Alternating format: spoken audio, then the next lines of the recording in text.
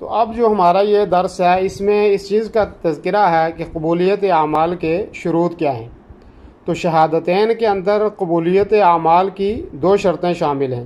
پہلی شرط وہ اخلاص ہے جو کلمہ توحید کا لازمی حصہ ہے، اور دوسری شرط نبی صلی اللہ علیہ وسلم کی پیروی ہے جو کہ شہادت محمد رسول اللہ صلی اللہ علیہ وسلم کا بنیادی تقاضا ہے۔ جس کے اندر اخلاص موجود نہ ہو وہ شرک میں مبتلا ہو جاتا ہے، اور جو انسان عبادت کی ادائیگی میں نبی صلی اللہ علیہ وسلم کی پیروی اور آپ کے بتائے ہوئے طریقے کی پاسداری نہیں کرتا تو وہ شرک میں واقع ہو جاتا ہے۔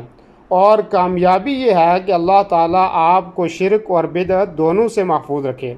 گویا اخلاص اور نبی صلی اللہ علیہ وسلم کی پیروی ہر عمل کی قبولیت کے لیے شرط ہیں۔ تو اخلاص کی دلیل کیا ہے کہ ہر عمل کے لیے اخلاص ضروری ہے۔ اللہ رب العالمین کا یہ فرمان ہے جو سورہ البینہ کی آیت نمبر 5 ہے۔ اللہ رب العالمین فرماتا ہے وَمَا أُمِرُوا إِلَّا لِيَعْبُدُوا اللَّهَ مُخْلِصِينَ لَهُ الدِّينَ، اور انہیں اس کے سوا حکم نہیں دیا گیا کہ وہ اللہ کی عبادت کریں اس حال میں کہ اس کے لیے دین کو خالص کرنے والے ہوں۔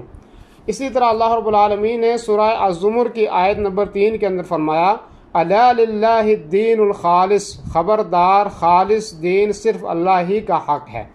اور یہ حدیث بھی ہے نبی صلی اللہ علیہ وسلم کی کہ انما الاعمال بالنیات، کے تمام اعمالوں کی بنیاد یا اعمال کی بنیاد نیتوں کے اوپر ہے۔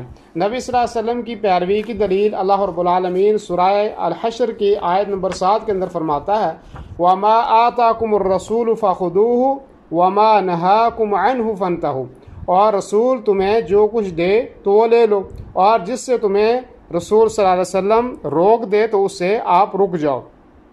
اسی طرح آپ علیہ الصلوۃ والسلام کے متعلق، آپ کی اطاعت کے متعلق اللہ رب العالمین کا فرمان ہے سورہ النساء کی آیت نمبر 80 کے اندر فرمایا من یطع الرسول فقد اطاع اللہ، کہ جو رسول کی فرمانبرداری کرے تو بے شک اس نے اللہ رب العالمین کی فرمانبرداری کی۔